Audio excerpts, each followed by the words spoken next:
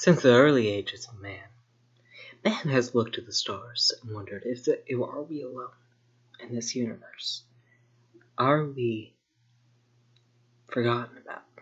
Are we just here on a ball of dust and earth and grass and green and air? But in 2005, we got an answer. And the answer came in the form of a game called Destroy All Humans. So today, on Retrospective Review, I will be exploring the old gameplay that was Destroy All Humans, and quite honestly, it's one of my favorite games. But this is in correlation to the fact that a new Destroy All Humans is coming out in about a year or so, so stay tuned for that review. But I just wanted to do this because initially I was going to do a review for Super Mario Odyssey, but I realized that I've played a lot of games over the years, and one of the ones that I played the most was a little 2005 game by THQ, now owned by THQ Nordic, and Pandemic Games, but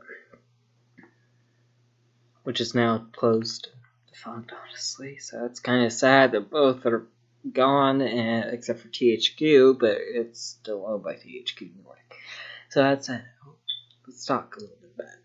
So Destroy All Humans, if you've never played the series, is a series about an alien named Cryptosporidium, and with his mentor Orthopox, played by legendary actor Stephen Horowitz.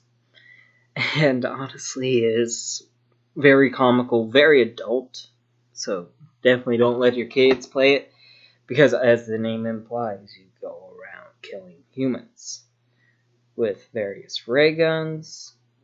You throw around cars, throw around things and everything else like that, go around blowing up buildings. Just a lot of fun, but that's not where it actually lies. The story lies within the fact that the Furon Empire are kind of running low on fuel. So, kind of like, they run on this thing where they need to clone every so often or else they die off. And enter Cryptosporidium. He goes to Earth, ends up crash landing, and starts a kerfuffle that is the Roswell incident. Except, can't really say that. So, Roswell for this episode will be replaced by Rockwell. Anyways, so they send another clone of Crypto with Orthopox to go investigate to see where the original one went. And through multiple levels, they learn to appreciate the human culture, learn that the humans are very, very stupid, which honestly ain't half wrong. I mean, you have to listen to some of the thoughts and understand some of the times to understand that it's very cringy, about as bad as this video is. Sorry. So, that said, the story lies in a very gray area. In one part of it, you are in a sandbox world, and you have to get all this DNA for the Furon Empire. You don't really learn much about the Furon Empire until about later on into the game series. Even then, it's a late game series. So let's not flash back to Path of the Furon, even though a lot of people think it's their least favorite. Actually, it's one of mine, because there's just a lot of freedom to do, and yeah, it's vacant and empty, and sometimes a bit glitchy, but honestly, I like it because for the time that it was set in, it was very off place and very interesting. Plus, the Venus Legend is one of my favorite weapons in the whole damn series. And you don't really learn, you just pretty much go along with it. And that's one of the beauties in Chaos, is when you play a game where there's so much chaos-centric gameplay, like GTA or Just Cause or, dare I say, Saints Row. You keep coming back to that whole entire experience. You're just kind of going along with it, and you're kind of just like, yep, that's kind of what I've expected at this point. So that said, the gameplay style is very outdated. It don't really stand the test of time. Crypto nowadays functions about as well as maneuvering a tank on the internet game Tank Guy, whatever his name is. I don't know what it is. I have played it a couple times in high school. So, where does it lie, though, in the testing of the stands of time? Not really well, especially since its sequel is superior in every single way. Well, it's sequel and the third one, but they're both superior in every sense of the word of gameplay. It's what you expect in a chaos-centric game, not go to a mission and then go run back out. So that said, it really amazes me to see how far a game goes. And what I mean by that is it really dives into some conspiracy level things, like there are aliens out there that exist. I'm not saying that there aren't. No, sorry. I agree that there is something out there. I don't agree that there is something that hostilic out there. But it also determines the government is controlled by someone else. I mean, sometimes the truth is just that, the truth.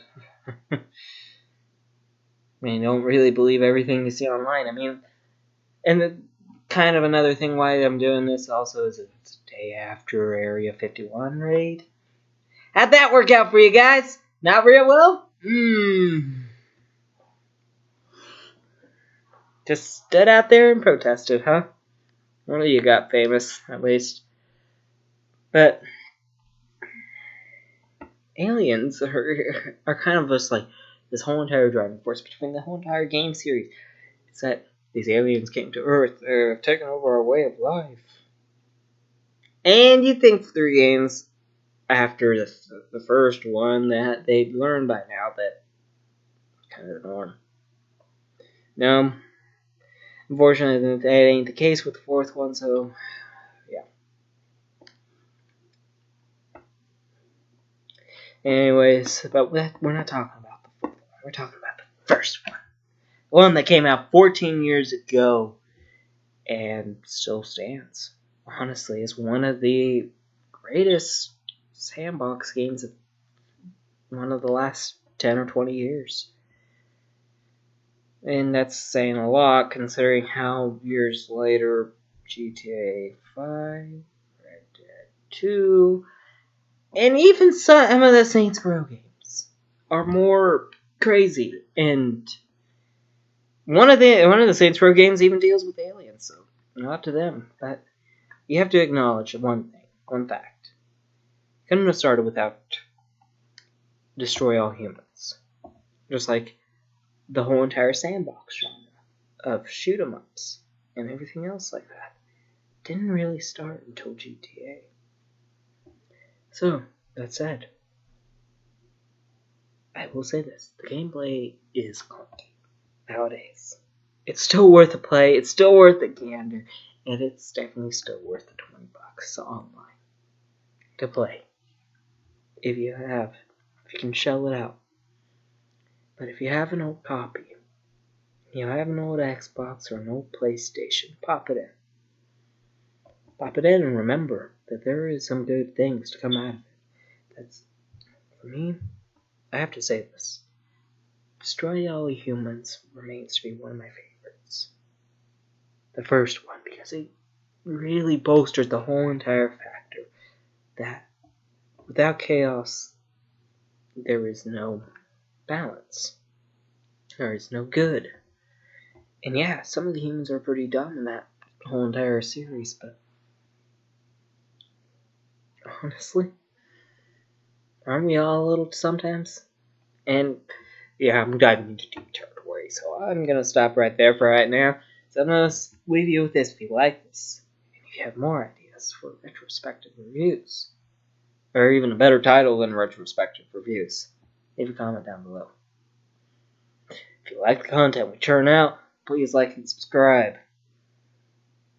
If not, then if you like it, if you just like this episode and you want more of it, hit that bell. Subscribe and hit that bell so you can get more episodes of this. And if you don't like any of the other episodes, then I understand. I will see you all next time.